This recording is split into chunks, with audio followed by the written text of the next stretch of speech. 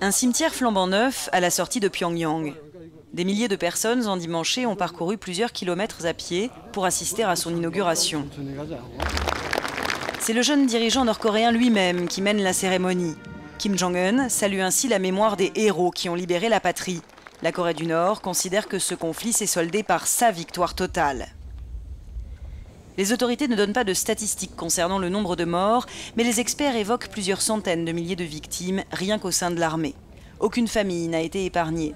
Ici reposent 500 civils et militaires. Leurs proches sont venus leur rendre hommage. Mon mari est là. Pendant la guerre, il était responsable d'une unité de chasseurs de chars. Jusqu'à la fin, je vais faire de mon mieux pour éduquer mes enfants dans la fidélité au parti et à Kim Jong-un. Et moi-même, je suis prête à donner ma vie si nécessaire.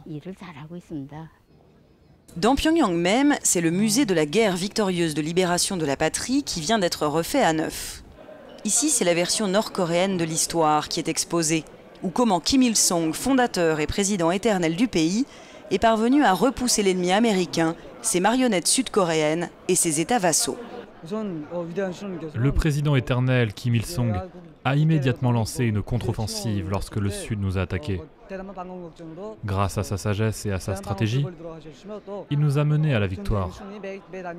Je vais dévouer ma vie à défendre ma patrie et notre dirigeant Kim Jong-un. Cette statue géante de Kim Il-sung, présentée dans le musée, le prouve. La ressemblance physique entre le président éternel et son petit-fils Kim Jong-un est frappante. C'est un avantage pour le nouveau dirigeant nord-coréen qui compte sur ces célébrations pour consolider ses liens avec une armée dont le soutien lui est précieux.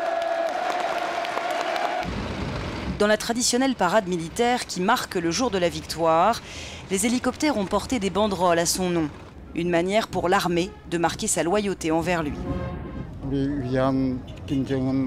Je ressens la chaleur de l'amour que Kim Jong-un porte aux vétérans et je vais éduquer mes enfants dans la fidélité au parti et au maréchal Kim Jong-un jusqu'à la fin.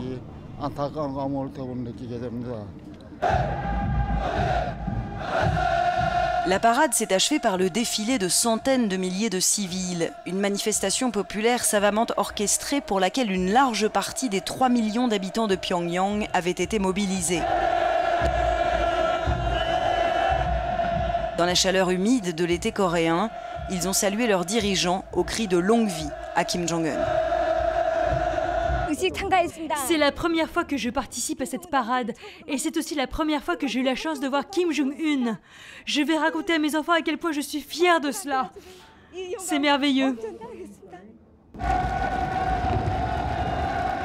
Kim Jong-un a promis aux Nord-Coréens de faire de leur pays un paradis. Il entend y parvenir en développant en parallèle l'économie et l'armée. Mais pour l'heure, aucun signe d'ouverture politique de la part de celui qui dirige le pays ermite.